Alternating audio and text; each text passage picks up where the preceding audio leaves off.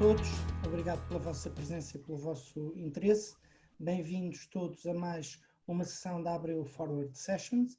Todos sabemos que os cidadãos e as organizações, sobretudo as empresas, neste momento vivem um período muito conturbado, provocado pela pandemia de Covid-19 na economia e na nossa vida em geral. Estas Forward Sessions da Abreu Advogados são, no fundo, webinars organizados por nós para debatermos com os nossos clientes e com os interessados temas de interesse económico, focados sobretudo na procura de soluções e caminhos sustentáveis às estruturas empresariais.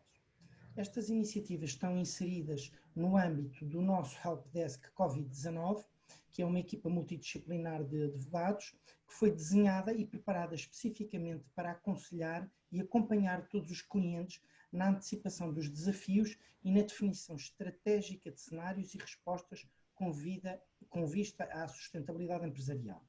Convidamos assim então todos os que agora assistem a este nosso webinar a visitar também o site da Abreu Advogados, www.abreuadvogados.com, e a nossa página Helpdesk Covid-19 para mais informação. Vamos dar assim início à sessão de hoje, dedicada às medidas de apoio à economia regional da Madeira em tempo de Covid-19. O meu nome é José Miguel Tropa e sou sócio da Abreu Advogados do Funchal.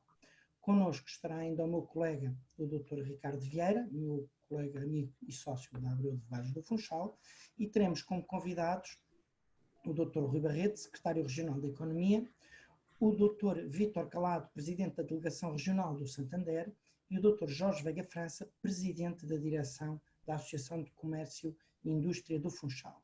Esta sessão está pensada para um limite de 1 hora de tempo e para abordar aqueles temas que consideramos ser os mais pertinentes e as medidas mais conhecidas para o painel de oradores que temos hoje a honra de vos disponibilizar. Vamos também dar resposta às questões que nos foram colocadas por e-mail a quando da vossa inscrição e que condensamos nas mais adequadas aos nossos oradores. Outras questões de índole mais jurídica ou mais técnica podem na mesma ser colocadas diretamente por escrito no nosso site. Passo então a palavra ao Dr. Rui Barreto, seguindo depois o Dr. Vítor Calado, do Santander, e no fim o Dr. Jorge Veiga França. Após a intervenção destes 3 oradores, irei apresentar as perguntas que nos foram endereçadas por escrito, às quais os próprios irão responder. No fim, o Dr. Ricardo Vieira fará o favor de encerrar a sessão. Assim sendo, passava a palavra ao Dr. Rui Barreto. Muito obrigado, muito boa tarde a todos, agradeço muito o convite, cumprimento os colegas aqui presentes e então vamos iniciar esta conferência. Eu queria começar por dizer que todo este debate que tem sido feito em volta do impacto na economia tem obviamente a ver com uma circunstância única de estarmos a viver a escala global uma pandemia com um impacto fortíssimo na economia e necessariamente na vida das pessoas, dos agentes económicos e das empresas, com medidas obviamente de restrição à atividade económica e medidas sanitárias, de confinamento obrigatório. Nós estamos a viver uma circunstância na economia regional em que cerca da atividade de 50% da atividade económica está paralisada ou com forte impacto nas vendas e na prestação de serviços dos diversos agentes económicos. Nós temos um peso do setor do turismo na economia entre 25% e 26%, e se tivermos em consideração que provavelmente o primeiro trimestre estará com esta atividade totalmente encerrada, isso traduz logo num recuo da economia na ordem dos 6%. E apenas um trimestre. Se juntarmos a construção civil, as atividades imobiliárias e o comércio, esta dimensão aumenta consideravelmente. Mas nós temos que analisar face ao quadro atual, mas com uma enorme incerteza em relação ao futuro. Nós temos que partir do momento atual e projetar e estimar o recuo que isto possa ter, o impacto que isto possa ter na economia. Mas vivemos um período de enorme incerteza, nós não sabemos, enfim, quando é que podemos retomar todas as atividades económicas, quando é que finalmente teremos uma vacina disponível e para resolver esta situação.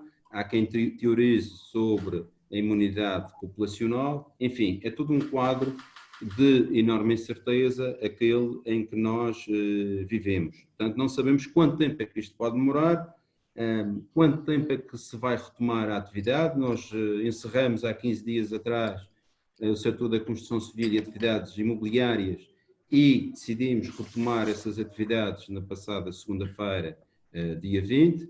Estávamos a estudar regras de desconfinamento e reabertura de atividades, nomeadamente do setor do comércio, mas por força de uma situação que surgiu no Conselho de Câmara de Lobos, adiamos essas decisões para um momento posterior e, portanto, tudo o que venha a ser feito tem que ser alinhado, obviamente, com as instruções da Organização Mundial de Saúde, do roteiro da União Europeia para o desconfinamento e alinhado, obviamente, com as autoridades de saúde regional, sendo certo que o Governo sempre colocou a proteção da vida humana e a proteção das pessoas como o valor cimeiro, o valor mais importante. Mas, obviamente, que nós não poderemos viver um ano, o período que se estima para o aparecimento de uma vacina, sem atividade económica. Nós morreríamos, obviamente, se esperássemos esse tempo. Portanto, nós vamos ter que viver e conviver e trabalhar tendo presente que temos esta pandemia por largos meses a fio. É muito mais fácil mandar encerrar atividades económicas do que reabrir, e por isso temos de ter enormes critérios, seja com planos de contingência apertados nas empresas e nos agentes económicos, mas também com medidas de proteção pessoal e individual para todas as pessoas e com regras de acesso às atividades comerciais. Isto tem, obviamente, um impacto enorme, e posso dizer que até o momento, e a primeira declaração de estado de alerta foi 16 de março, nós temos já em pedidos de layoff mais de 2.200 pedidos. E isto significa que há mais de 33 mil trabalhadores já atingidos pelo layoff. São trabalhadores que vão perder 1/3 do rendimento. E esta situação, obviamente, que se agravará para o futuro. Temos mais de 3.500 pessoas que já solicitaram, são profissionais liberais, profissionais independentes, ajuda da Segurança Social para terem uma compensação. Estou a falar do vulgo dos recibos verdes. E, portanto, aquilo que o Governo, as medidas que o Governo está a tomar, e todas as medidas que foram tomadas até a presente data, são com verbas do Orçamento Regional dos contribuintes madeirenses, porque ainda não tivemos qualquer medida de flexibilização ou de ajuda por parte do Governo português e também da União Europeia. Tem-se anunciado muitas medidas, mas nada chegou ainda à região autónoma da Madeira e, portanto, tem sido com a capacidade e a criatividade do Governo Regional que temos introduzido algumas medidas e, obviamente, que do ponto de vista económico, a medida de apoio dos 100 milhões de euros às empresas é uma medida muito importante. Nós temos que ter a noção e assumir isso com clareza, que estando encerrada a atividade económica, as empresas não tendo atividade, não faturando, não tendo mercado, a principal decisão é, de facto, recorrer ao layoff simplificado. E ainda bem que existe, porque nós queremos evitar processos de despedimento coletivo, processos de insolvência e queremos manter as empresas vivas até um momento que esperamos mais curto possível de retoma da atividade económica. E, portanto, esta linha justamente vai apoiar nos custos, no pagamento dos custos salariais, as empresas que recorram ao layoff. As empresas que recorram ao layoff terão que assumir um custo de 20% dos custos salariais, 20% dos custos salariais, e é justamente esse o valor que poderão se financiar junto das instituições de crédito. Este processo está finalizado por parte do Governo Regional, falta apenas a sua operacionalização junto das instituições financeiras, embora devo dizer que tenho conhecimento que mais de 1.000 processos estarão já instruídos para submeter a contratualização junto às instituições financeiras. Esta linha difere-se das linhas nacionais, tem uma taxa de juros zero, tem uma operação a 5 anos, tem 18 meses de período de carência e tem a possibilidade de converter o valor do financiamento em fundo perdido ao fim de 18 meses, caso se cumpram duas condições cumulativamente. Que as empresas justifiquem que tenham tido quebras superiores a 40% entre a média dos meses de março a maio deste ano, comparativamente com os 90 dias anteriores, ou com o período homólogo, sendo que no Porto Santo fizemos uma discriminação positiva, atendendo à sazonalidade da atividade económica e predominância no setor do turismo, que essa qualificação possa ser justificada com uma redução superior a 15%. Devo dizer que o Governo tem também utilizado outras medidas ao seu dispor. Nos funcionários das sociedades de desenvolvimento isentou o pagamento das rendas às empresas. A Madeira Parques também o fez durante 3 meses. Há legislação nacional para que, na relação interprivados, naqueles que justifiquem perdas superiores a 20%, possam ter uma moratória no pagamento das rendas comerciais. Os bancos também podem, as instituições financeiras, conceder moratórias de 6 meses para os pagamentos e julgamos que, numa primeira linha, estão cobertos grande parte esmagadora dos custos operacionais das empresas. Nenhum montante será suficiente para minimizar totalmente os impactos de uma situação desta natureza. Eu não me recordo de nenhuma situação na economia global de uma pandemia ou de uma paralisação tão grande. Ainda ontem, ainda estes dias, ontem e anteontem, assistimos nos Estados Unidos o preço do petróleo estar a níveis negativos. Significa que as próprias empresas petrolíferas estão a pagar para que as pessoas venham buscar combustível, porque os reservatórios estão totalmente cheios e atingiam um nível baixo histórico em Londres do preço do Brent a 21 dólares. E está justa a dimensão, de facto, da retração económica à escala global. Além de outras medidas que temos tomado na ajuda ao pagamento da água e da eletricidade, mas devo dizer que nós precisamos, a breve trecho, de outro suporte financeiro para acomodarmos esta situação. Não só vamos necessitar da flexibilização das regras orçamentais por parte da Lei de Finanças Regionais, mas também uma moratória ou a isenção do pagamento da dívida que temos do Plano de Ajustamento Económico e Financeiro. A região este ano, só à conta desse empréstimo, tem um encargo de 97 milhões de euros, precisa de flexibilizar 41 milhões de euros para alocar em medidas emergenciais no Fundo de Coesão Nacional, na Lei de Meios, na possibilidade de se financiar e das ajudas da União Europeia, que me parecem muito escassas, e também da discussão que se tem vindo a fazer na União Europeia, seja através do Corona Bonds ou de um fundo de resgate, de meios mais alargados para acudir aos Estados-membros. Aquilo que o Governo tem feito até agora é alocar todos os meios disponíveis, e devo dizer que o Governo está a reafetar verbas do Plano Plurianual de Investimentos que estavam previstos nas diversas secretarias regionais para reforçar estas medidas emergenciais, e eu posso dizer, em nome do Governo e do meu pensamento pessoal, que se deve colocar todos os meios financeiros ao dispor para apoiar as empresas.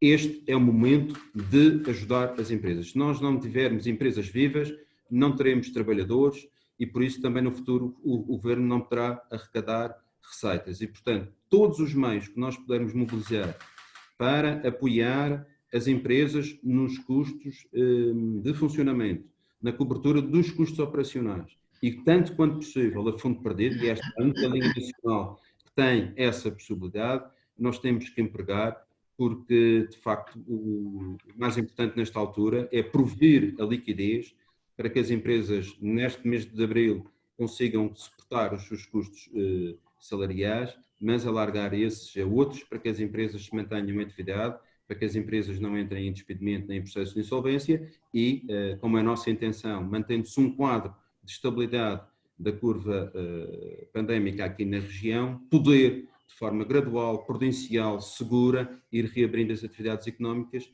para que o impacto não seja tão elevado como os números que acabei por anunciar inicialmente. Não sei se cumpri o tempo ou fui mais alargado. Está bom. O Dr. Rui Barreto só tem a agradecer a sua forma aberta e franca com que nos brindou na sua apresentação. Passaria agora para o Dr. Vítor Calado, do Banco Santander, para, portanto, iniciar a sua apresentação. Olá, boa tarde a todos. Começo por cumprimentar naturalmente todo o painel e aqui uma palavra de apreço especial à Abreu Advogados, agradecer o convite que foi feito e enaltecer aqui a oportunidade e a pertinência do tema que nos traz aqui hoje. Eu aproveitava esta pequena introdução para fazer aqui um ponto de situação sobre 3 ordens de grandeza, 3 grandes prioridades que nortearam toda a atividade do Santander a partir do momento em que todos nós tivemos conhecimento desta pandemia. Desde logo, e gostava de partilhar convosco, tivemos 3 grandes preocupações. A primeira preocupação teve a ver com as pessoas e, naturalmente, com os nossos colaboradores. Nós temos cerca de 500 pessoas entre Açores e Madeira, 350 na Madeira, e para nós era extremamente crítico assegurar que estas pessoas tinham todas as condições para poder desempenhar a sua atividade, em condições de segurança e também em condições de tranquilidade. E assegurar isto significa também conseguir assegurar, pelo menos, o nível de eficácia e de prestabilidade dos nossos serviços aos nossos clientes. Desde logo tomamos algumas medidas e comunicamos a todos os colaboradores que o Santander não ia entrar em regime de layoff, íamos proteger 100% dos salários dos colaboradores, bem como o subsídio de refeição. Assumimos um compromisso de manter todos os colaboradores que tinham contrato a prazo e renovar esses contratos, bem como todos os estagiários. Para além disso, celebramos um contrato com um laboratório para a eventualidade dos nossos colaboradores, na presença de alguma sintomatologia de Covid-19, pudessem efetuar o teste sem qualquer tipo de despesa. O nosso segundo grande nível de preocupação teve a ver com os nossos clientes. Desde o momento em que tivemos conhecimento e começamos a tomar os primeiros passos conducentes a mitigar os efeitos desta pandemia, nós rapidamente entramos em contacto com todos os nossos clientes, empresas e negócios, bem como os clientes de particulares. E fizemos este trabalho num espaço que consideraria quase recorde. Em 2 semanas contactamos toda a nossa base de clientes regionais, isto no sentido de perceber que necessidades tinham, que problemas tinham e de que forma é que o banco poderia, com muita proximidade, resolver e estar próximo destas necessidades dos clientes. Recordava que ainda antes do Estado ter avançado com a moratória e ter publicado o decreto-lei que dava aso à moratória, à chamada moratória do Estado, o Santander já tinha avançado, 1 semana e meia antes, já tinha avançado com uma moratória própria, onde já era possível aos clientes particulares fazer ou aceder a uma moratória de capital, incluindo os produtos de crédito e habitação, quer se tratasse de habitação própria, quer se tratasse de habitação secundária, mais produtos correlacionados com crédito ao consumo. Para além, naturalmente, de termos disponibilizado na mesma altura uma moratória para empresas e para toda a linha de produtos que o cliente tivesse subscrito connosco. Para além disto, nós assumimos desde o início que iríamos renovar todas as linhas de crédito que estavam já aprovadas e em utilização por parte das empresas, iríamos renová-las sem qualquer análise sobre essas mesmas linhas e, muito importante, manter o mesmo nível de pricing que tínhamos para estas linhas, ou seja, respeitando o pricing que estava estipulado e que tinha sido definido anteriormente e não levando em linha de conta o natural incremento de preço fruto de uma situação de maior risco como aquela que estamos a atravessar. Estamos a falar aqui de uma exposição de mais de 4 mil milhões de euros de crédito. Para além disto, tomamos outras medidas que têm muito impacto em termos de tesouraria e gestão de tesouraria, que também naturalmente têm algum impacto em termos de liquidez dos clientes, que foi a isenção de comissões de transferências nacionais, e incluindo também aqui uma grande fatia de clientes particulares, bem como mensalidades de POS, portanto os TPAs, mais a isenção de comissão de MBWay nos POS.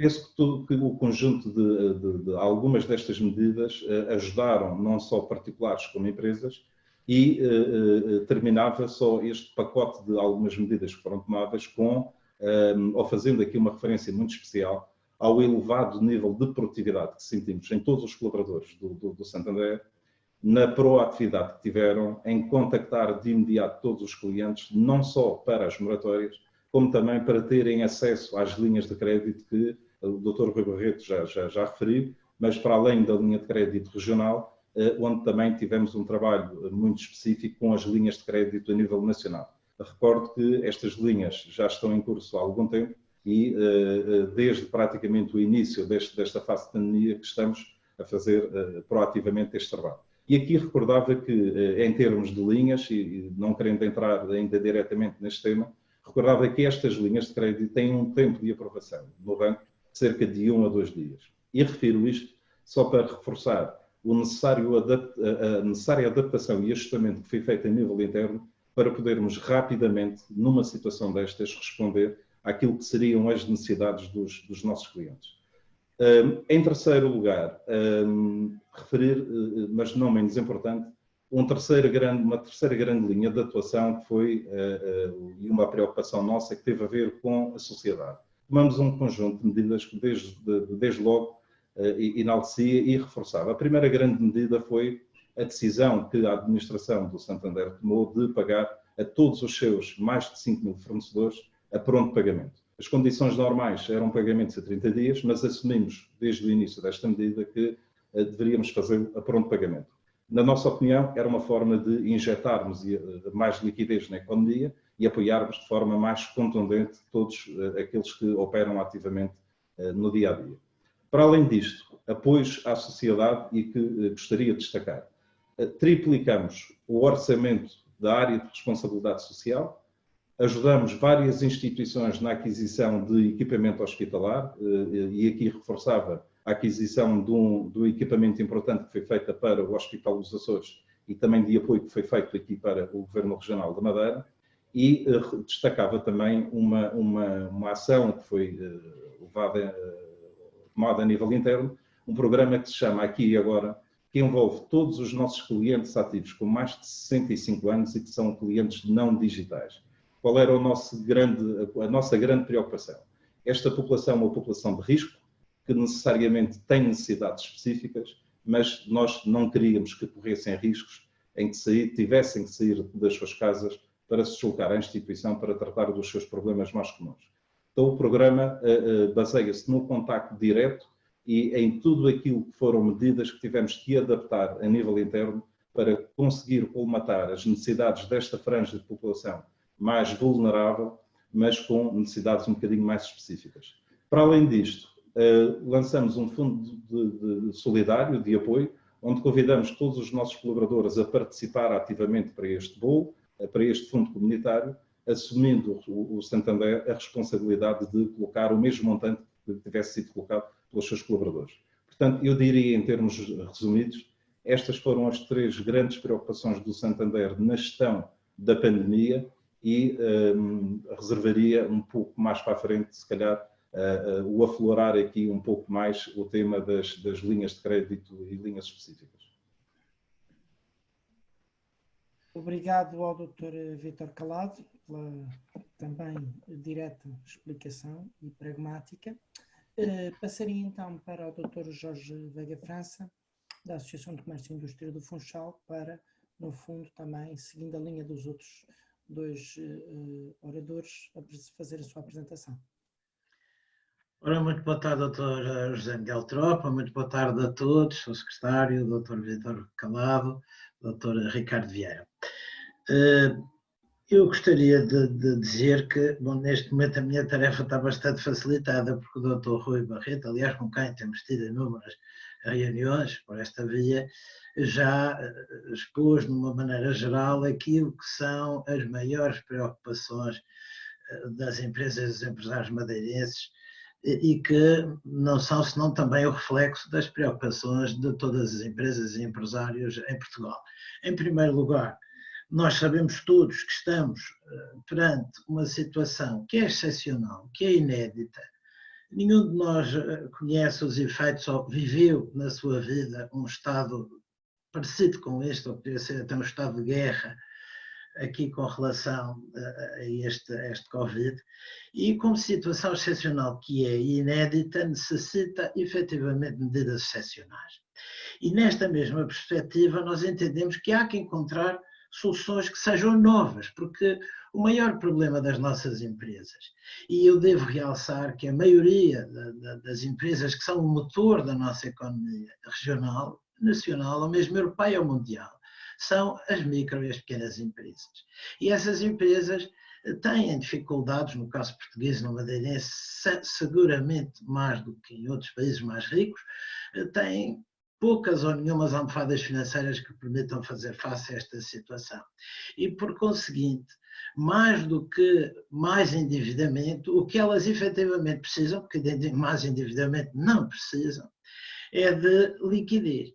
E isto necessita do facto que se puxa um bocadinho, eu diria um pouco como dizia o Presidente da CIP há 2 dias, rasguem-se, enfim, as medidas que se conhecem como tradicionais, porque isto é uma situação nova, e tem-se criar efetivamente situações novas. E eu penso que o Sr. Secretário já deu alguns sinais nesse sentido, que são uma grande preocupação nossa. Aliás, não desconhece seguramente todas as sugestões e propostas, que são todas, enfim, abertas à discussão e à revisão e a encontrar melhores caminhos, mas que efetivamente passam para lá de as ajudas que têm sido muito boas, e eu devo realçar novamente que, não querendo entrar nas linhas de crédito, como disseram os oradores que me antecederam, vamos passar para a fase depois das perguntas, teremos maior oportunidade, mas houve efetivamente uma medida que foi inédita também na governação portuguesa, neste caso um exemplo partiu da região autónoma da Madeira, com a criação naquilo que são ajudas também no sentido da maioria delas a nível das linhas de crédito, que é ajudar as empresas a suportar os seus custos salariais, sobretudo numa altura em que têm suspensas as suas atividades ou reduzidas grandemente. Nós ouvimos os números do layoff aqui na região. A nível nacional, esses números estão na casa do 1.100.000 trabalhadores em layoff, mas se nós repararmos em percentagem, o valor madeirense, guardadas as proporções, é maior. E, portanto, nós temos que, efetivamente, tentar inovar também nas formas como poder ajudar. E acho que uma das razões, e aliás, como já o Dr. Rui Barreto aqui exprimiu, a meu ver, passa por maiores ajudas e, se calhar, apoios diretos às empresas que venham com a garantia do Estado, bem, evidentemente, e da União Europeia, mas que venham diretamente da União Europeia. Há quem avance nos economistas e financeiros que têm vindo a se pronunciar sobre a matéria, entre as possibilidades que existirá ao nível das instituições comunitárias como formas de ajuda. O Sr. Secretário já referiu o coronavírus ou o Fundo de Resgate, outras haverá. Eu penso que, inclusive, essa ajuda direta às empresas poderá partir, inclusive, do BEI, ou, inclusive, de outras formas que venham a ser estudadas, como também se têm vindo a avançar, e tenho a certeza que se acabarão por encontrar. Agora, não tenho dúvida que, efetivamente, há que pensar que as empresas, e sobretudo estas com a tipologia que nós acabamos por definir como sendo a grande maioria das nossas empresas, que passa por apoiar os custos de funcionamento e não apenas os custos salariais. E estas ajudas e esta inovação no tipo da forma como se poderão vir a ajudar estas empresas, nós lançamos algumas propostas e, por exemplo, o apoio ao funcionamento, aos custos de funcionamento, porque há muitas empresas, sobretudo no setor que é o pilar da economia regional, que é o turismo, que têm que manter custos, eles não podem inclusive ter todo o seu pessoal em layoff, porque têm algumas atividades que continuar a desenvolver, senão estragam o seu melhor ativo, aquilo que é a base do seu ganha-pão quando a atividade é normalizada. e, por conseguinte, há que ter uma atenção especial a apoiar outros custos de funcionamento e há que considerar, como também disse o seu secretário regional, mais componentes a fundo perdido também neste campo. Um pouco a imagem da belíssima linha de crédito que foi lançada, que, quanto a nós, se tivéssemos conseguido que algumas das exigências tradicionais, até pela existência da garantia do Estado, não se tivesse que, enfim, limitar com as situações de capitais sociais negativos ou numa situação como é as tradicionais, como eu disse há pouco, rasguem-se as medidas tradicionais, inove-se nesse campo. E tudo isto passa, evidentemente, se estivesse no papel da banca comercial, teria que também assegurar os meus interesses. E eu penso que, claramente, aqui na banca comercial haverá, se calhar, algum receio velado naquilo que é a análise que tem levado a cabo, que hoje em dia, como referiu o Dr. Vítor Calado muito bem, que estão a levar 1 a 2 dias para enfim, desenvolver os processos de candidatura que recebem e encaminhá-los para as sociedades de garantia mútua, mas eu devo dizer que, e isto foi claro também anteontem, no programa televisivo nacional, que houve em poucos dias, e há poucos dias atrás, abriu-se a torneira e 16 mil processos saíram da banca comercial para as sociedades de garantia mútua. E isso significa, entupiu o processo, isso significa, e eu não estou a condenar a atuação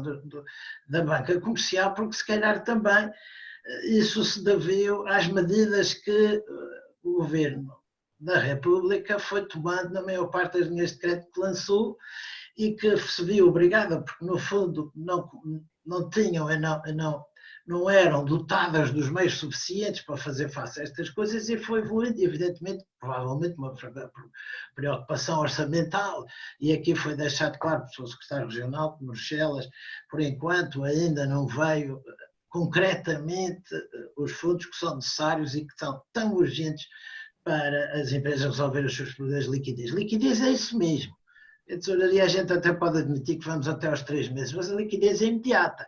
E, inclusive, em muitas candidaturas que foram apresentadas, mesmo para o layoff, eu acho que a gente tem que ter a consciência de que, se calhar, vamos ter que tentar acelerar os processos para evitar que elas, já no final deste mês, envolvidos mais de 2 meses depois do início desta crise gravíssima e única até hoje, para poderem, se calhar, ficar de fora dos programas. Se elas já não tiverem dinheiro para pagar os salários no final deste mês, já ficarão condenadas aos acessos e às condições, aos requisitos, que, de uma maneira normalmente clássica, eu não tenho dúvida nenhuma que se devem exigir. Mas nesta fase concreta devemos tentar ajudar de uma forma transversal e universal. E evidentemente que quando o ónus cai nesta situação perante quem tem de decidir isso, eu acredito até que a banca comercial receia,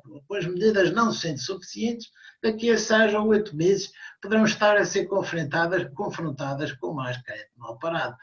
É evidente que não existe hoje em dia um problema de liquidez na banca, mas também tem que ter a certeza de que tudo farão. E, portanto, daí a nossa vontade de que as ajudas e a vertentes a fundo perdido grandes tentem vir diretamente às empresas com, digamos, a garantia do Estado e que não se faça, efetivamente, esta exigência dos avalos pessoais aos sócios das empresas, porque eles ficam aflitos. Há muitas situações em que, claramente, no início do ano, por atividades sazonais, e na animação turística, que é parte da nossa, enfim, importante da nossa atividade aqui, mesmo em muitos casos, também há outros problemas na restauração que terão que ser enfrentados, mas na animação turística há e mesmo na hotelaria, há determinadas situações em que nos primeiros meses do ano se calhar atrasa naquilo que são os seus compromissos com a banca e tudo isso. E por isso mesmo,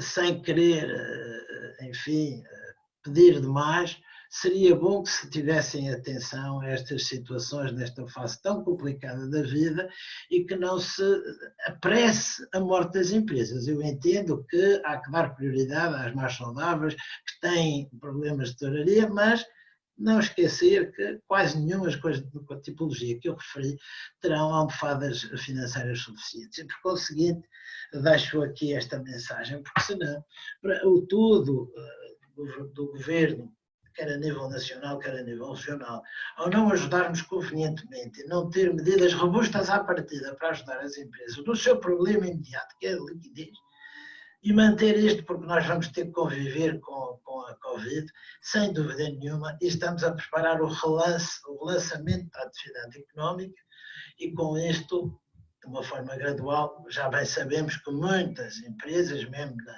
na atividade turística, não vão conseguir atingir eventualmente até o seu break-even. Portanto, elas precisam de ajuda rapidamente, com componentes a fundo perdido grandes, e também, por outro lado, uma reação do Estado em que acelere e que faça os pagamentos imediatos aos seus fornecedores, vai ajudar muitas empresas seguramente. Por outro lado, também, se já têm fundos comunitários europeus aprovados em determinadas coisas, também imediatamente passar esses meios para as empresas já aprovadas. E desta forma, de uma maneira geral, se conseguir ir verificando as coisas até que de Bruxelas venham melhores ventos e que venham ventos mais claros para aquilo que são as necessidades imediatas das nossas empresas. Por outro, depois, seguramente que há que reformular a economia e já começa a haver os alargamentos dos horários de trabalho, isso vai passar por negociações com a contratação coletiva, a utilização do teletrabalho mais frequentemente, o diferimento de alguns setores ou subsetores dos horários de trabalho para que não tenhamos horas de ponta, porque não haja dúvida nenhuma que, segundo todos os entendidos em matéria de saúde e cientistas, nós vamos ter que conviver com isto durante pelo menos um ano ou um ano e meio, e o que significa que a retoma completa e total da nossa economia não se fará, muito depende do turismo, mas não só por essa razão, não se fará antes de 2 anos de atividade, ainda por cima com as limitações que nós temos e o acesso por via aérea, que já mesmo sem a Covid fazia com que todos nós e os nossos agentes económicos nessa área e noutras não conseguissem, enfim, tivessem que viver com algumas, enfim, problemáticas que não se põem ao resto do todo nacional em muitos dos casos. Eu começo por aqui, muito obrigado, espero não me ter alongado também muito, mas fica lançado, portanto, do nosso ponto de vista, aquilo que gostaríamos que se pudesse fazer com as nossas empresas, os nossos empresários. E isto sem esquecer que os sócios-gerentes das sociedades que fomentam o emprego e têm trabalhadores dependentes estão injustamente fora deste cenário. E quando existe discriminação a nível de tratamentos dos trabalhadores e com diferenciação, se são do público ou do privado, enfim, eu como represento o setor privado tenho que me preocupar com os nossos e tenho que chamar a atenção que é muito sacrifício que está a ser feito e exigir às empresas e sobretudo aos trabalhadores do setor privado. Muito obrigado a todos e vamos lá adiante com o nosso brilhante e parabéns à Abreu Advogados por esta iniciativa, que eu penso que é muito útil e que espero que tenha sido útil também para os demais participantes. Obrigado ao Jorge também pela sua pertinente intervenção. Passaria então para a segunda fase, que é relativa às perguntas que recebemos a quando da inscrição dos participantes no seminário.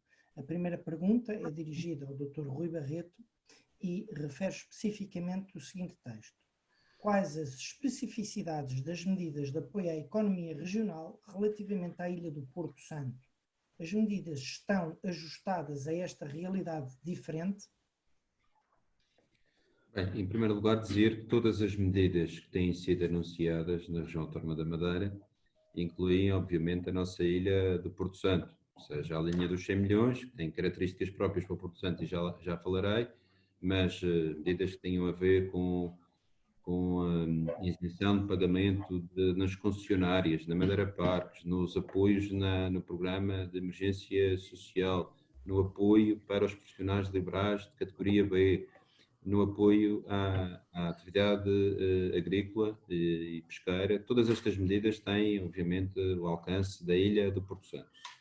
O que nós decidimos foi, nesta linha de apoio às empresas, fazer uma diferenciação relativamente ao Porto Santo, ou seja, nas empresas com sede e estabelecimento estável no Porto Santo, têm que apenas justificar uma quebra superior a 15% no volume de vendas, isto para qualificar para, cumulativamente com a manutenção dos postos de trabalho permanentes, para a conversão do valor do empréstimo em fundo perdido ao fim dos 18 meses. Ou seja, nós aligeiramos a justificação justamente porque temos a noção que o Porto Santo tem uma economia muito mais débil e muito mais concentrada na atividade entre abril e outubro, na atividade no veraneio e com uma preponderância no turismo e no comércio, e seria mais fácil das empresas qualificar, e fizemos-lo também ouvindo não só os contributos quer da autarquia, mas também dos empresários e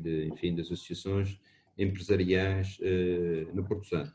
Eu devo aproveitar para dizer que, atendendo àquilo que é a realidade do tecido empresarial regional, devo dizer que entre as micro, que são empresas até 9 trabalhadores, mas que em média têm 1,4 trabalhadores, e as pequenas empresas, nós damos logo a dimensão de 96% de todo o universo empresarial. E entre as micro e as pequenas empresas nós temos mais de 80% do emprego. E por isso é que, no caso das empresas irem não layoff, mas vou falar daquelas que foram, nós demos uma majoração ponderamos em 10 meses, ou seja, naquela que é a declaração de rendimentos entregue para a Segurança Social e que serve de base de cálculo ao valor a financiar, nós para as micro será financiado 20% dos custos salariais vezes 10. Se forem pequenas empresas, vezes 8, e depois entre as médias e as grandes, 6. Ou seja, nós estamos a apoiar mais estas pequenas empresas porque elas representam mais o universo de empresas e representam muitíssimo o universo de emprego. Temos também a justa noção de que nos processos que já deram entrada na Segurança Social, muitas vezes o tempo de resposta não é o tempo de resposta desejável. Entraram muitos processos e que têm que ser rapidamente analisados, e é preciso ter a noção que não existem meios humanos para poder tratar isto tudo no seu devido tempo, e por isso nós tentamos também que desta forma as empresas pudessem ter a liquidez para se substituírem à Segurança Social no pagamento dos custos salariais enquanto não recebem a justa parte. E portanto, sem prejuízo de dizer que nós estamos sempre a trabalhar. Estas foram as primeiras medidas e as medidas que nós entendemos as mais adequadas para o curto prazo, mas já estamos também a trabalhar em medidas para o futuro e robustecê-las, obviamente, com as ajudas que venhamos a obter, não só do Governo da República, mas também da União Europeia, e sem prejuízo também dizer, ainda hoje de manhã estive a participar numa videoconferência com as autarquias, com os seus presidentes de Câmara, medidas também que têm sido anunciadas pelas respectivas autarquias. Acho que todos somos poucos para este reforço e esta bombagem de medidas para mitigar os efeitos da pandemia e da restrição económica. Obrigado ao Dr. Rui Barreto. Vou passar então para uma segunda pergunta também destinada ao Dr. Rui Barreto, mas que terá na fase seguinte a intervenção do Dr. Jorge Veiga França, depois quando fizer a sua intervenção. Portanto, irei repetir esta pergunta porque penso que também pode ser um contributo importante, e é relativa aos hotéis. Como podem os hotéis obter ajudas a curto prazo que permitam fazer esta travessia sem hóspedes, numa perspectiva que nos mostra que não teremos hóspedes tão cedo num hotel que permitam atingir um break-even? Num cenário relativamente otimista, A retoma do setor do turismo poderá levar no mínimo 2 anos. Atendendo à sua representatividade direta e indireta no PIB da região autónoma da Madeira, que alternativas de curto prazo estarão a ser formuladas para colmatar a perda de rendimento e empregos? Eu pedi então ao Dr. Rui Barreto para responder e depois, quando eu apresentasse as perguntas do Dr. Jorge Veiga França, pedi-lhe a seguir também que emitisse uma opinião sobre este assunto. Passava então ao Dr. Rui Barreto. Obviamente que o setor do turismo tem um peso muito importante na economia regional e tem um peso mais relevante do que aquele que ocorre, por exemplo, a nível nacional, e nós temos a noção disso. Nós somos uma região em que somos a primeira região de turismo do país e onde, de facto, temos maior preponderância. É o que é, e por isso temos que olhar para este setor também de uma forma especial, que contribui em cerca, só o turismo, se juntarmos outras atividades da cadeia de valor do setor do turismo, estamos a falar numa porcentagem do PIB a rondar os 35%, 36%. É um peso muito enorme e por isso temos que olhar. Devo dizer que esta linha foi pensada também no setor do turismo, mas nós estamos a trabalhar para uma linha mais específica ainda para o setor do turismo e principalmente para os grupos maiores, os grupos económicos. Estamos a falar de um setor que emprega mais de 20 mil trabalhadores e que, ao contrário da última crise que nós tivemos das dívidas soberanas e do subprime, em que foi, de facto, o setor do turismo a alavancar a recuperação económica de Portugal. Veja-se o efeito que este setor teve entre 2013 e 2018 a puxar pela economia nacional. Nesta crise pandémica, nesta situação, provavelmente será o último setor a poder puxar pela economia. Temos de ter a noção disto. Talvez seja mesmo o setor que mais se acentuará os efeitos da paralisia económica. E por isso nós temos que estar constantemente, não conseguimos encontrar todas as soluções, nem todas as respostas para o momento agora. Nós temos que ir monitorizando e acompanhando. A primeira fase é, de facto, ajudar as empresas e estes grupos, onde têm, de facto, grande peso na economia e também grande peso no universo de trabalhadores, poder ajudar na liquidez para manterem-se, pagarem os custos salariais. Mas temos que ir mais além, como dizia o Dr. Jorge Veiga França, e eu concordo, além das medidas que já foram introduzidas pelo setor bancário na moratória dos pagamentos dos créditos. Mas temos que encontrar outras medidas específicas para cobrir outros custos operacionais, porque nós não sabemos, de facto, se o setor do turismo vai estar 2 trimestres ou 3 trimestres paralisado. Há uma expectativa de que no último trimestre deste ano esta situação, a retoma no turismo, se possa se fazer, ainda que de uma forma muito terna, mas possa retomar. Há nos países europeus, nomeadamente a Itália, está-se a estudar, por exemplo, a possibilidade de haver um crédito fiscal para o turismo interno, sob determinadas regras. Eu acho que nós temos que ser muito criativos no sentido de encontrar soluções para mitigar estes efeitos. Mas, de facto, nós temos que analisar como é que vai evoluir toda a situação da evolução da pandemia.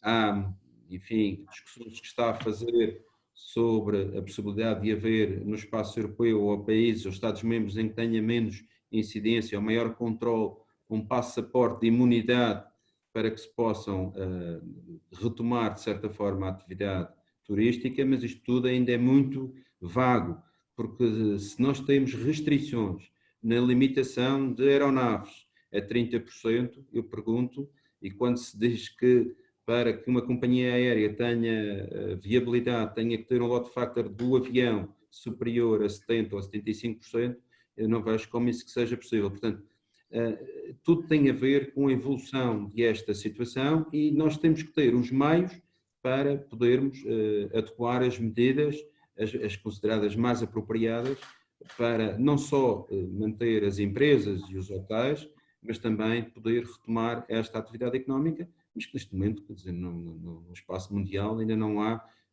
uma luz ao final do túnel. Nós temos que ir trabalhando, enfim, no curto prazo e à medida que a situação for evoluindo, muscular estas medidas, robustecê-las com outras para que se possa apoiar. Veja-se, por exemplo, as companhias aéreas, muitas delas já estão a ser apoiadas pelos Estados-membros. A Lufthansa foi colocado agora pelo Estado alemão 9 mil milhões de euros, o equivalente quase ao dobro do PIB da região autónoma da Madeira. Nós temos que, de facto, e por isso não conseguimos fazer sozinhos, isto tem que ser uma solução nesta área, neste setor tão importante da economia regional, mas também europeia, encontrar medidas que sejam comumente apropriadas a todos os Estados-membros, e o que eu espero é que a União Europeia também possa encontrar aqui soluções para apoiar estas empresas e para manter e termos que, obviamente, sob regras particulares, conviver com as restrições à mobilidade e ao controle transfronteiriço de passageiros e de cidadãos. Obrigado ao Dr. Rui Barreto. Tenho agora mais uma última pergunta, que é relativa a uma pergunta que me surgiu agora, relativa ao reembolso de incentivos de empresas que concorreram, portanto, àqueles financiamentos do IDE, e havia uma parte que não era a fundo perdido. Sendo assim, eles em outubro têm que reembolsar os montantes de acordo com o plano de pagamentos. Acabámos agora de receber uma pergunta no sentido de se estão atentos a esta problemática, se prevêem alguma deliberação nesse sentido, ou no fundo como é que vão tratar destas empresas que tiveram um apoio do IDE e que estão calendarizadas a fazer pagamentos de reembolso desses apoios. Muito obrigado, Dr. José Miguel Tropa. Eu devo dizer que colocou a questão relativamente ao mês de outubro, mas as empresas que tenham reembolsos para fazer até o final de setembro, já foi dada uma moratória de 12 meses. E nós estamos atentos a essa situação e, portanto, aqueles que têm os reembolsos para fazer a partir de outubro, nós também, obviamente, também vamos dar uma moratória igual àqueles que têm os pagamentos até setembro. Devo dizer que o Instituto de Desenvolvimento Empresarial tem feito um trabalho notável nesta situação absolutamente excepcional, com muita gente em teletrabalho. Nós estamos a reforçar as equipas. Nós tomamos uma decisão de pagar às empresas nos diversos sistemas de incentivos a 15 dias. Nós já fizemos um pagamento este mês de 4,6 milhões de euros e temos outro preparado para, em breve, voltar a fazer. Nós estamos a tentar agilizar os processos junto da Autoridade de Gestão e da Agência de Desenvolvimento e Coesão para que se flexibilize dentro deste quadro do Covid os processos para que os pagamentos também eles sejam feitos de forma mais ágil, mais rápida.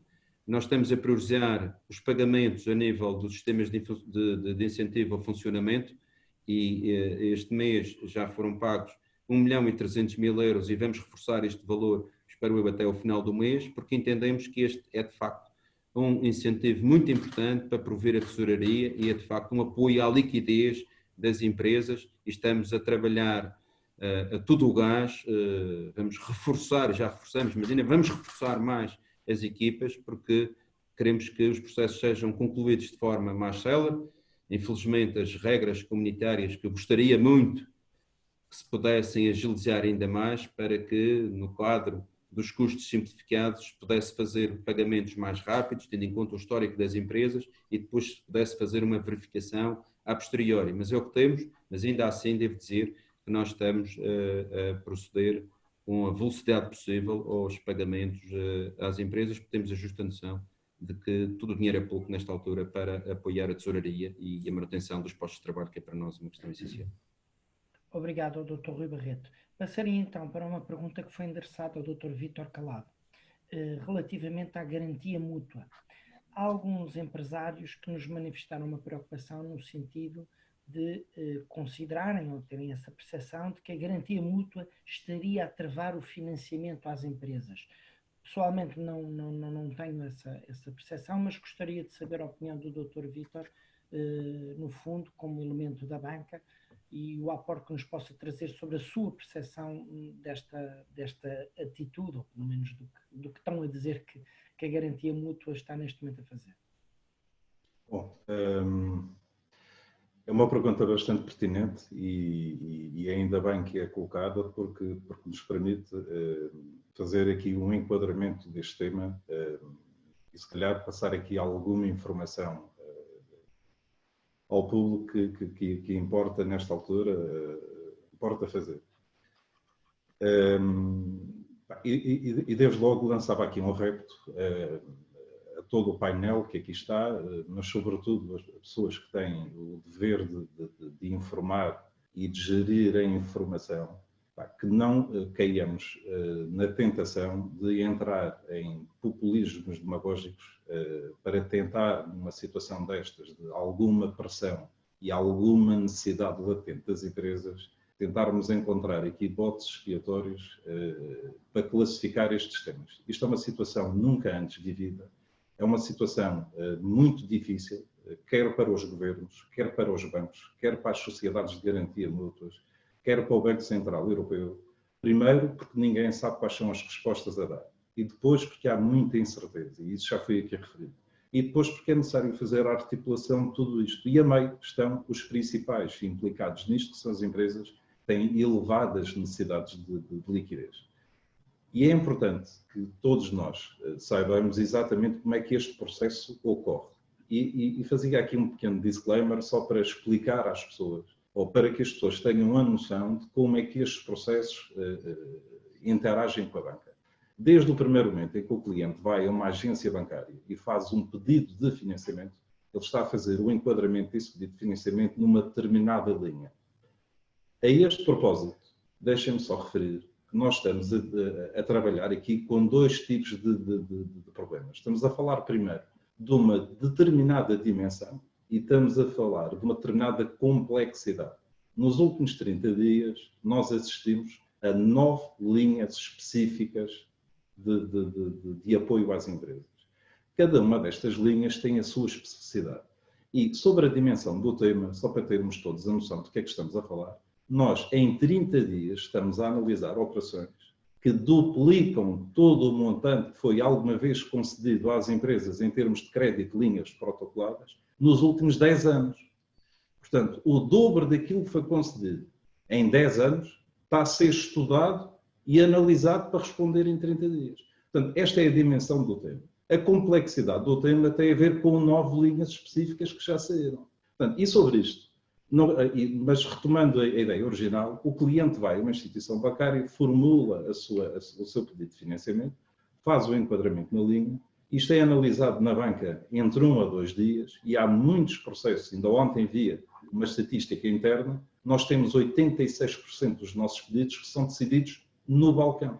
Foram decididos nas agências e nas direções de empresas. Portanto, são operações que são decididas em D, no próprio dia. Mas admitindo que isto leva mais um dia, isto vai à área de riscos do banco, que é decidido no próprio dia. A partir daqui, esta informação é carregada num portal que se chama banca, que quando as pessoas dizem que a linha está aberta ou não está aberta, não é no banco, é a linha está aberta ou não está aberta neste portal para fazermos as candidaturas. A partir do momento em que a operação entra neste portal, dá a entrada da operação e depois é sujeito a uma análise por parte da Sociedade de Garantias Mútuas, que também eles fizeram um grande esforço de adaptação a estes tempos e reduziram os seus tempos de análise para 2 a 3 dias. E estão a cumprir esses tempos. Só em casos muito excepcionais é que levam até 5 dias para analisar e depende, como que lá está, tem muito a ver com a complexidade desses temas. Depois disto estar aprovado, estas operações é dada esta informação ao cliente que a operação está aprovada e a operação segue depois para um outro organismo, que se chama Finova, para fazer o enquadramento do tema e a partir daí isto passa para uma fase de contratualização, onde ainda vamos buscar alguns elementos e alguma documentação que é exigida não pela banca, mas pela própria especificidade da linha, e essas regras não é a banca que define essas regras, não é a banca que define que são necessários 11 documentos para a presente linha que está em curso. Portanto, essas regras existem e nós, em nome dos clientes, temos que as cumprir e temos que recolher essa informação. E depois disto está o tempo de contratualização. Eu diria que, na melhor das hipóteses, uma operação, desde que entra numa agência ou numa direção de empresas, até estar o dinheiro acreditado na conta do cliente, na melhor das hipóteses, isto pode levar cerca de 10 a 12 dias. O que me assusta não é este tempo. E eu acredito que, passando por todas estas entidades, foi feito um enorme esforço de convergência e de redução de tempos para que este processo pudesse ser agilizado. O que eu não compreendo, e aquilo que todos nós devemos estar atentos, e é bom que haja alguma clareza nesta informação, para que não se atribua responsabilidades à banca nesta matéria, aquilo que não pode acontecer é nós, por exemplo, na linha da região autónoma da Madeira, estarmos há quase 2 semanas com processos e a linha ainda não abrir para carregar estas operações. O mesmo aconteceu, o Dr. Jorge Veiga França há bocadinho referiu e bem, que na sexta-feira passada, quando abriu uma das linhas a nível nacional, entraram 16 mil operações e que entupiram o processo. Entupiu o portal banca, portanto, não foi na banca, entupiu, portanto, numa fase subsequente. Mas isto só acontece porque a banca esteve suficientemente ativa a captar estas mesmas operações junto aos clientes. Estas 16 mil operações não aparecem num dia, não aparecem em 2 dias. O Dr. Rui Barreto referia há pouco, nós temos já cerca de, portanto, a região, cerca de 1000 operações identificadas. Portanto, dessas 1000 operações nós temos já uma fatia considerável de operações para apresentar, mas estamos há quase 2 semanas com as operações paradas, em carteira, à espera que a linha abra. E aquilo que não pode acontecer é que estas linhas, depois de 2 semanas para fazer a sua abertura, abram numa sexta-feira às 17 horas. Ou abram numa quinta-feira, vésperas de Sexta-feira Santa, e ponham todos os colaboradores envolvidos nestas matérias a trabalhar num sábado e num domingo de Páscoa. Portanto, isto é que não é aceitável. E não aceito que se atribua responsabilidades à banca para os quais a banca não contribui. E tenho, e posso falar com conhecimento de causa, nunca vi a banca tão unida, bem como todas as instituições com quem nos relacionamos, desde sociedades de garantia mútua e os órgãos do governo, tão empenhados em que este processo corresse tão bem como está a correr. Já agora, só uma nota adicional. Dar mais liquidez às empresas não é necessariamente igual a dar mais financiamento. E temos que partir todos deste princípio. Dr. Rui Barreto, Dr. Jorge Veiga França, e na alocução que fiz de início, já referimos aqui várias medidas que todos nós podemos tomar com vista a dar às empresas liquidez sem que necessariamente isso passe por atribuição de mais crédito. E aqui só uma nota final sobre este tema. A relação de crédito é uma relação de confiança e de parceria entre quem está a emprestar e quem recebe essa verba. Esta relação de confiança e de parceria nunca pode nem nunca deve ser quebrada. Não me assusta que um cliente não dê o seu aval à operação. Aquilo que me assusta é que um cliente não queira dar o seu aval à operação. Portanto, e estas coisas têm que ser bem medidas e bem enquadradas, por forma a podermos calcular os tempos que aí vêm. Estamos a falar de um médio e de um longo prazo. Todos nós sabemos e não podemos esconder esta realidade e tenhamos todos a noção desta realidade. Vêm aí tempos muito difíceis e certamente vamos ter aumento de crédito mal parado. Isto é um facto. Portanto, isto nem é sujeito a opinião. Nem vou opinar sobre este tema. É um facto, é uma verdade, vai acontecer. A dimensão é que não a sabemos. Mas sabemos outra coisa. É que 90% do crédito que nós concedemos está assente nos depósitos que os nossos clientes fazem connosco. São 90% das fontes de financiamento da banca. E sobre isto não pode haver a menor dúvida e nenhum de nós pode esquecer desta lei e desta regra que é basilar. Eu tenho que acautelar e temos todos que acautelar e preservar o capital e os recursos de todos nós, enquanto depositantes, e todo o dinheiro dos nossos clientes que está depositado na banca, e temos que o gerir com parcimónia, com muito bom senso, e não podemos concedê-lo sem qualquer tipo de critério. Portanto, tudo isto que acabei de referir tem que ser enquadrado dentro de algumas regras de funcionamento, de alguma execuibilidade, necessariamente de alguma análise de risco por parte das empresas, mas não podemos entrar num facilitismo de concessão de crédito sem qualquer regra, sem qualquer pudor, sob pena de estarmos, como já foi aqui dito, a hipotecar as relações para um futuro muito próximo. Penso que respondi à questão, Zé Miguel, mas se houver dúvidas, volto a esclarecer. Concordo, aliás, com a experiência que já estive na banca, concordo perfeitamente com o que foi argumentado e faz todo o sentido. Para não ultrapassar o prazo de 1 hora, eu tenho mais 2 perguntas. Tenho a pergunta que já tinha para fazer relativamente ao PIB e à atividade turística para o Dr. Jorge Veiga França, mas tenho uma pergunta que não queria deixar de fazer ao Dr. Rui Barreto, que também nos chegou, que é relativamente ao número de empresas que tenha conhecimento que já foram apoiadas pelo Governo Regional e relativamente àquelas que não conseguiram receber este apoio, uma vez que tem chegado a informação de que não existem empresas que não conseguiram esse apoio, como é que devem proceder? Eu só pedi um esclarecimento se as empresas apoiadas está-se a referir à linha de financiamento que foi anunciada pelo Governo Regional. É essa a pergunta? Penso que sim. Não veio muito concretizado, quando me chegou, veio-me assim só por escrito, mas penso que sim. Vou pegar nas palavras do Dr. Vítor Calado para dizer o seguinte: nenhum financiamento foi atualmente contratualizado. Nós anunciamos esta medida há um mês. Esta é uma medida, esta linha dos 100 milhões. E esta é uma linha de alguma complexidade porque o Governo empregou toda a energia para montá-la o mais rapidamente possível, mas são diversas as entidades envolvidas, o Instituto de Desenvolvimento Empresarial, a própria Sociedade Portuguesa de Garantia Mútua e as empresas de garantia e as instituições financeiras que aderiram.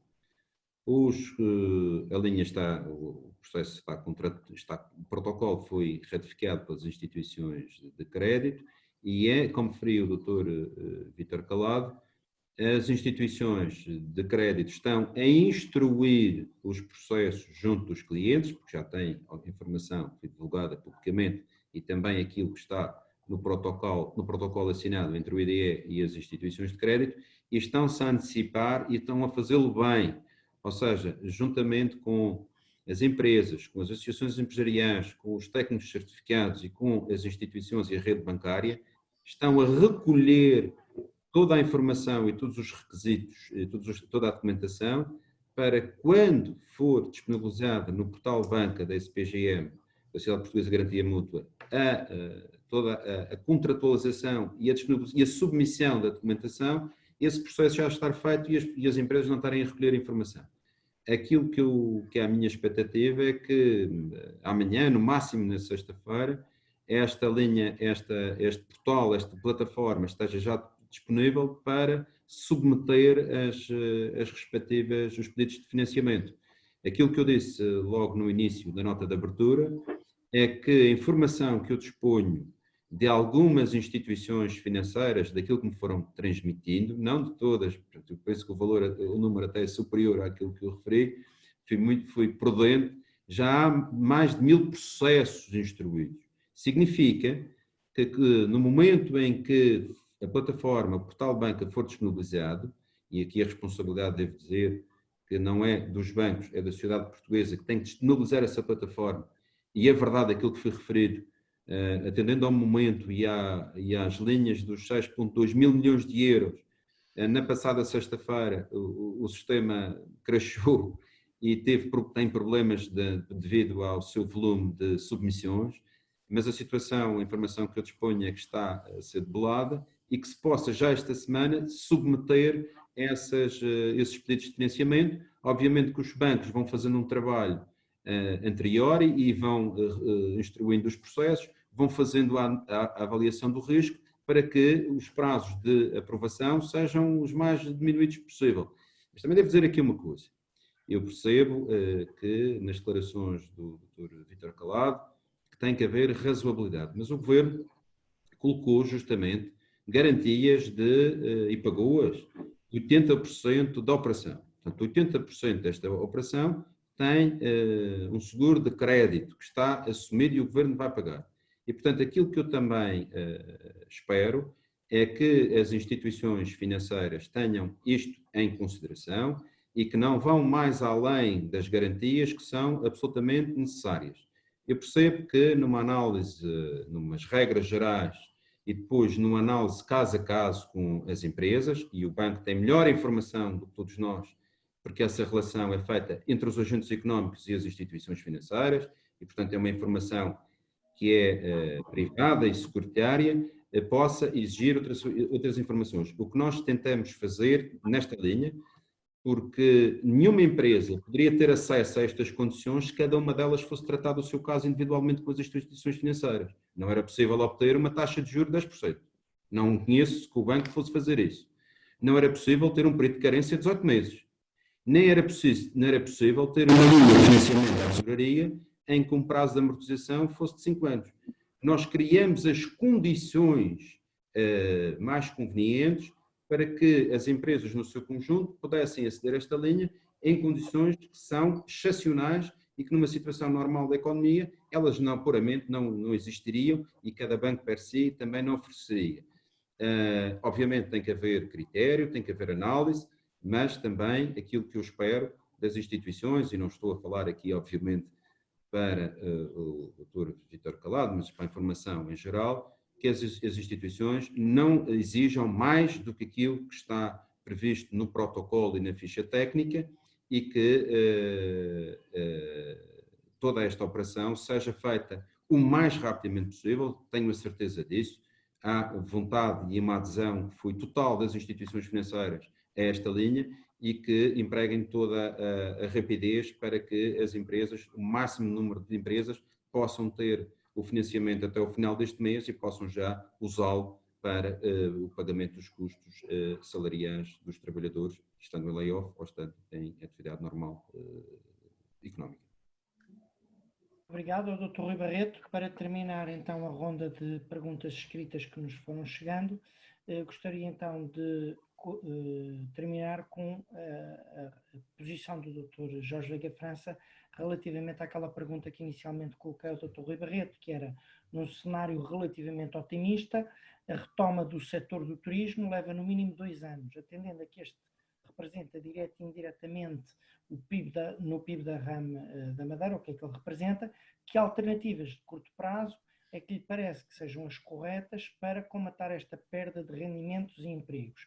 E, se no entender portanto, da Associação de Comércio e Indústria do Funchal, existem outras medidas para além daquelas que já estão anunciadas e além daquelas que o Dr. Rui Barreto já teve o cuidado também de alinhavar, por assim dizer. Obrigado, Dr. Zé Miguel Tropa. Eu penso que a minha tarefa ficou facilitada, porque penso que já aqui foram claramente expostas todas aquelas medidas que nós indicamos. Mas, se me permitir, então, como o que tenho a dizer será curto, gostaria apenas de referir-me também àquilo que acabou de ser dito pelo Sr. Secretário Regional, Dr. Rui Barreto, e também uma palavra especial e pública, e junto o meu pedido ao do Dr. Vítor Calado, quando refere que pede às pessoas e aos organismos, designadamente à comunicação social, que tem uma responsabilidade acrescida em todos os sentidos, mas também na divulgação daquilo que é a realidade nestas situações, e que tenham cuidado de sobremedida, porque nesta altura em que nós devemos estar todos unidos, se deve efetivamente tentar não ir buscar bodes expiatórios para situações. Faço minhas as palavras do Dr. Vítor Calado, até porque quando as nossas explanações e comunicações públicas sobre determinados temas não expõem até ao final aquilo que foi dito, pode, inclusive, deturpar o sentido daquilo que é dito, e aquilo que, por alguma vez, mesmo nesta nossa conversa, eu me referi ao papel ingrato que tem tido a banca comercial e esta situação é apenas e simplesmente naquilo que o Sr. Secretário Regional acabou de dizer, e eu subscrevo inteiramente, é nessa medida. Quando se falam em dificuldades ou entraves, não é nem por má vontade, nem por isso. Penso que também ficou clara na nossa conversa de hoje qual é a nossa postura relativamente a isso e, portanto, publicamente gostaria de dar uma palavra de apreço a toda a banca comercial portuguesa que tem estado implicada nestes sistemas de apoio, o esforço enorme que têm tido em tão curto espaço de tempo e que seguramente que as empresas, empresários, na sua globalidade, reconhecem e agradecem. Pede-se, acima de tudo, é que de facto se consiga de quem tem a função decisora, no sentido de aligerar as responsabilidades que um responsável por uma determinada área, num determinado circuito processual, para se conseguir atingir um fim, deixe claro também essas medidas sem que venham depois a ser